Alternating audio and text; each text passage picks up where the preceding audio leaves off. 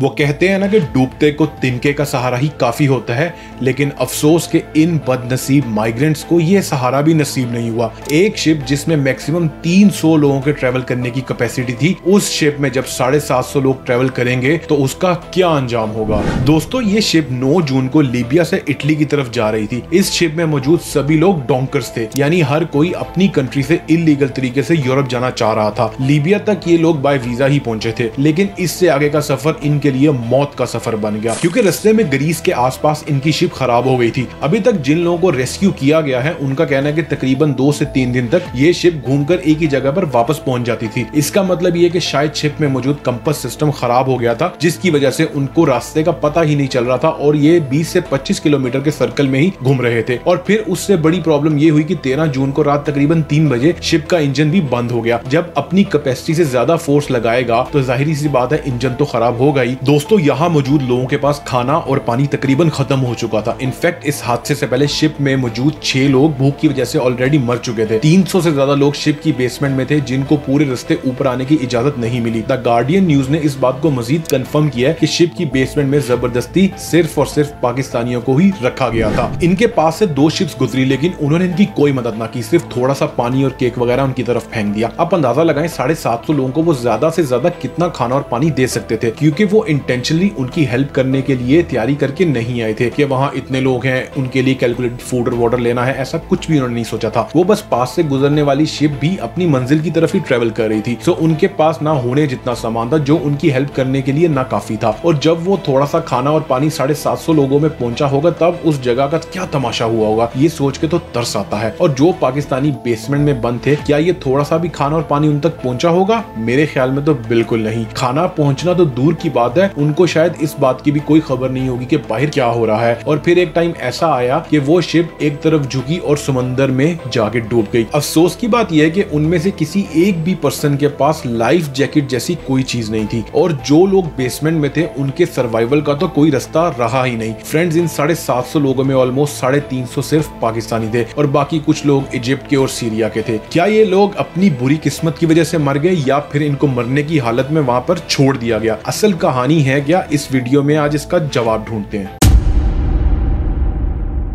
BBC की research के मुताबिक उस वक्त अगर आसपास से गुजरने वाली शिप्स का ट्रैकिंग डाटा देखा जाए तो हमारे सामने कुछ और ही कहानी आती है, क्योंकि ग्रीक अथॉरिटीज का कहना है कि जब इस शिप को चेक किया गया तब ये ठीक थी और इटली की तरफ ट्रेवल कर रही थी। यही वजह है कि किसी ने उनकी हेल्प करने के बारे में सोचा ही नहीं। स्क्रीन पे नजर आने वाला येलो पिन पॉइंट ये उसी बदकिस्मत शिप की ट्रैकिंग लोकेशन है जो माइग्रेंट से भरी हुई थी, और बाकी पॉइंट जो उसके आसपास से गुजरने वाली शिप्स के पॉइंट्स हैं। जीएमटी टाइम के हिसाब से दोपहर 3 बजे ग्रीक अथॉरिटी की तरफ से लकी सेलर नामी शिप को बोला जाता है, आप माइग्रेंट्स की शिप के पास जाओ और उनको पानी और खाना दो। लकी सेलर के कैप्टन ने माइग्रेंट्स की शिप की हालत देखी और ग्रीक ऑफिशियल्स को इन्फॉर्म भी कर दिया, लेकिन उन्होंने आधे घंटे बाद बोला कि वो शिप अब ठीक है और इटली की तरफ जा रही है। उसके ठीक आधे घंटे के बाद शाम के 6 बजे एक और शिप इनके पास आती है और इनको खाना और पानी देती है और फौरन चली जाती है। रेस्क्यूड माइग्रेंट्स ने बताया कि उन्होंने चीखते चिल्लाते हुए इन दोनों शिपर्स को बोला कि हमें खाना और पानी नहीं चाहिए, हमें बस यहाँ से निकालो, लेकिन किसी ने भी उनकी मदद नहीं की। इस टाइम तक वहां के हालात इतने बुरे हो चुके थे कि इस शिप में मौजूद ऑलरेडी 6 लोग मर चुके थे और लोग अभी इस बात से बिल्कुल बेखबर थे कि कुछ ही घंटों में ये शिप डूब जाएगी। ट्रैकिंग डाटा में साफ नजर आता है कि माइग्रेंट्स की शिप बस एक ही जगह पर रुकी थी, लेकिन ग्रीक ऑफिशियल्स यही कहते रहे कि शिप बिल्कुल ठीक है और अपनी मंजिल की तरफ जा रही है। लेकिन फिर रात के 11 बजे वो बदकिस्मत शिप डूब गई, जिसमें 650 से भी ज्यादा लोग डूब के मर गए और इन लोगों में औरतें और बच्चे भी थे। शिप के डूबते ही आसपास की शिप्स फौरन वहां पहुंची और डूबते हुए लोगों को रेस्क्यू करने लगी। दोस्तों, इनकी हेल्प करने के लिए ये शिप्स पहले भी आ सकती थी, लेकिन उनको इन्फॉर्म ही नहीं किया गया। क्या ग्रीक ने इंटेंशनली इन माइग्रेंट्स को मरने के लिए छोड़ दिया? बेशक ये सभी लोग इलीगल रास्ते से इटली जा रहे थे, लेकिन इनको पकड़कर डिपोर्ट भी किया जा सकता था, लेकिन ग्रीक ऑफिशियल्स ने इनकी कोई मदद नहीं की। जब पूरी दुनिया में इस हादसे की खबर फैली तब जाकर पाकिस्तान को होश आया और मुल्क भर में 19 जून को यौम शोक मनाने का ऐलान कर दिया गया और पाकिस्तानी गवर्नमेंट की तरफ से एक टीम बनाई गई जिसमें 4 लोग होंगे जो इस पूरे इंसिडेंट की रिपोर्ट को तैयार करेंगे। सबसे सबसे पहले तो वो फैमिलीज जिनके मेंबर्स इस माइग्रेंट बोर्ड में मौजूद थे उनका डीएनए सैंपल लिया जाएगा ताकि जो डेड बॉडीज हैं उनको आइडेंटिफाई किया जा सके और पता चलाया जा सके कौन किस फैमिली से बिलोंग करता है। उसके बाद ये टीम उन एजेंट्स को पकड़ेगी जो इस किस्म के इलीगल ट्रैवल को ऑर्गेनाइज करती है। इन्वेस्टिगेशन के दौरान दो बड़े नाम सामने हैं, वकास अहमद और सज्जाद महमूद। ये दोनों मेन एजेंट्स हैं जो इलीगल माइग्रेंट्स को डंकी का रास्ता और सुहाने ख्वाब दिखाते हैं। और ये भी देखा गया कि इनकी अप्रोच पाकिस्तान की पॉलिटिकल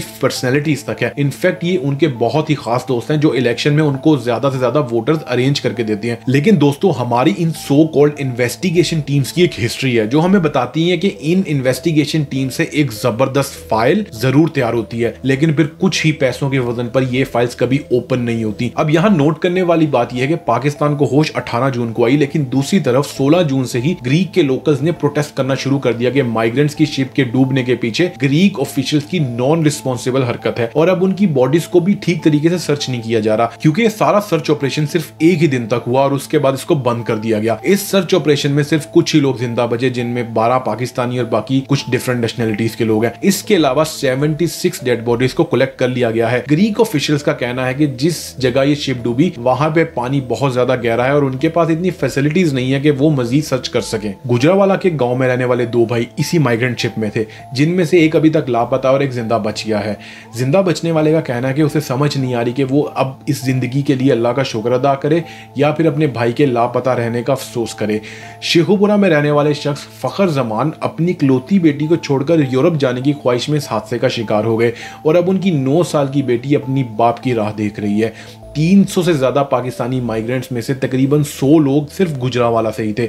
इनमें से कुछ फैमिली के तो एक से ज्यादा लोग भी इस डूबती शिप में मौत का शिकार हुए। इनकी फैमिलीज का तो ये कहना है कि उन्होंने एजेंट्स को लाखों रुपए दिए और इन पैसों का इंतजाम तो किसी ने अपनी माँ का जेवर बेच के और किसी ने तो अपने बाप की जमीन बेच कर किया। और इतने पैसे खर्च करने के बाद भी इनके नसीब में सिर्फ अफसोस ही आया और सारी जिंदगी का ये दुख कि काश हमने अपने बच्चे को रोक लिया होता। अब बात करते हैं कि ह्यूमन ट्रैफिकिंग का रोड मैप क्या होता है। जो 12 पाकिस्तानी लकीली जिंदा बच गए हैं, उनकी स्टोरी जानने के बाद ये बातें सामने आई हैं कि ये जो ह्यूमन ट्रैफिकिंग का माफिया है इसमें 4 बड़े एजेंट्स हैं जिनके नीचे 10 सब एजेंट्स होते हैं जो डिफरेंट सिटीज और विलेजेस वगैरह में अपने ऑफिस खोलकर बैठे होते हैं। जब भी कोई इनके पास आकर बाहर जाने की ख्वाहिश करता है तो ये लोग उनको सुनहरी ख्वाब दिखाकर उनसे 25 से 30 लाख रुपया ले लेते हैं और उनको यूरोप भेजने का दावा करते हैं।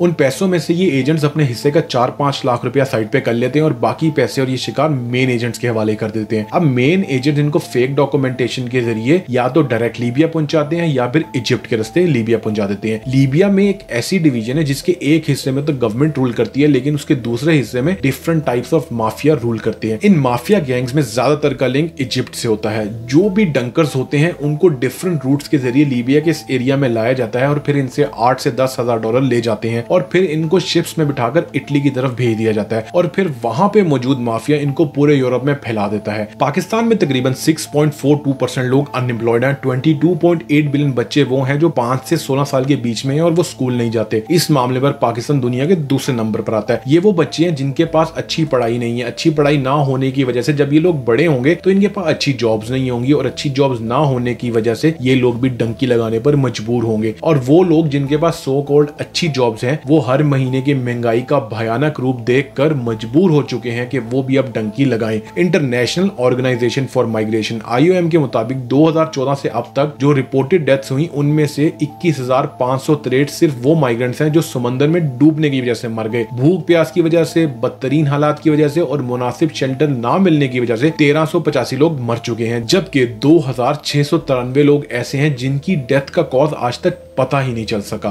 एट दी एंड मैं आपको यह समझाना चाहता हूं कि चाहे जितनी मर्जी मजबूरी क्यों ना हो, आप कभी भी इलीगल वे से किसी भी कंट्री में ना जाएं। अगर आपके पास एजेंट को देने के लिए 20 से 40 लाख हैं तो आप पाकिस्तान में किसी अच्छी सी जगह पर कोई अच्छा सा बिजनेस शुरू कर सकते हैं। यहाँ बहुत सी ऐसी मिसालें हैं जिन्होंने 1 से 2 लाख रुपए में अपना बिजनेस शुरू किया और आज मंथली लाखों रुपए कमाते हैं। मेहनत करने वाले इंसान के लिए कुछ भी मुश्किल नहीं होता। और अगर आप लाखों रुपए ना भी कमाएं तो जिस बिजनेस पे आप 20 लाख रुपए इन्वेस्ट करेंगे वो आपको कम से कम 60 से 80 हजार तो महीने का देगा और आप अपने घर वालों के साथ भी रहेंगे। जिनके पास इतना पैसा नहीं है तो भाई जो लोन लेकर आपने एजेंट को देना है उसको आप किसी अच्छे इंस्टीट्यूट में दें और कोई अच्छा सा कंप्यूटर स्किल सीख लें और पाकिस्तान में रहकर ही डॉलर्स में पैसे कमा लें। और अगर आप अनएजुकेटेड हैं तो जो 4 साल आपने यूरोप जाकर वहां की खाक चाटनी है, वही 4 साल अब अपनी स्टडी को दें और कोई भी टेक्निकल स्किल सीख लें। मैं आपको एक बड़ा इंटरेस्टिंग फैक्ट बताता हूँ। एक बाइक मैकेनिक डेली का कम से कम 3000 रुपए कमाता है। डेली 3000 का मतलब महीने का 90,000 है। अगर आपको यकीन नहीं आता तो किसी अच्छे मैकेनिक के साथ एक दिन गुजार कर देख लें। आप डंकी के जरिए दूसरे कंट्री में अगर पहुंच भी जाते हैं तो आपको वहां सालों साल चोरों की तरह रहना पड़ता है, क्योंकि आपके पेपर्स जल्दी क्लियर नहीं होते और आपको लो स्टैंडर्ड जॉब्स करनी पड़ती हैं, तो जिसमें आपका जमीर भी मर जाता है। और उस जॉब से जो पैसे आपको मिलते हैं उससे बड़ी मुश्किल से आपका वहां पे गुजारा होता है, और यहां तक कि आप अपनी डेली रूटीन की एक्सपेंसेस को भी मीट नहीं कर सकते। खुद को और अपनी फैमिली को मजीद अजाब में मत डालें। अगर आप दोस्तों में या आपकी फैमिली में कोई डंकी में इंटरेस्टेड है तो एक बार उसको ये वीडियो जरूर दिखाएं, शायद आपके एक शेयर से किसी माँ का बेटा बच जाए। Thank you, see you in the next video.